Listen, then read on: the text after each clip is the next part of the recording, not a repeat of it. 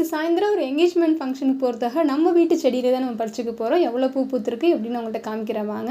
So இன்றைக்கி பார்த்திங்கன்னா குண்டுமல்லி நம்ம வீட்டு செடியிலே நிறைய பூ பூத்துருக்கு. அது எல்லாமே பறித்து வச்சுட்டோம். நான் இன்றைக்கி இந்த ரோஸ் கலர் சாரீ தான் கட்ட போகிறோம். அதனால் இந்த ரோஸ் கலரில் உள்ள நான் பிளாஸ்டிக் ரோஸ் வச்சு ஜாயின் பண்ணி கட்டிக்கிறேன். ஸோ எல்லா பூவையும் பறிச்சுட்டு இந்த மாதிரி நம்ம சேர்த்து கட்டிக்கலாம். நம்ம இந்த பெரிய குண்டுமல்லி வைக்கும்போது 2 சுற்று சுற்றினா தான் நமக்கு வந்து பூ நல்லா டைட்டாக நிற்கும். பாருங்கள், நான் 2 சுற்று சுற்றிட்டு இந்த மாதிரி செஞ்சுக்கிறேன்.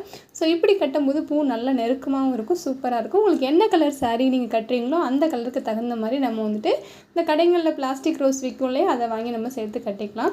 ஸோ இது மாதிரி கட்டி நம்ம வைக்கும்போது ரொம்பவே சூப்பராக இருக்கும். நான் எப்படி கட்டி வச்சுருக்கேன்னு பாருங்கள். இது எல்லாமே நம்ம வீட்டில் ஒரே நாளில் பூத்த பூ. இன்றைக்கி சாயந்தரம் ஒரு என்கேஜ்மெண்ட் ஃபங்க்ஷன் போகிறோன்னு சொன்னேன் இல்லையா, அதுக்காக தான் நம்ம இந்த பூ இன்றைக்கி பறித்து கட்டிகிட்ருக்கோம்.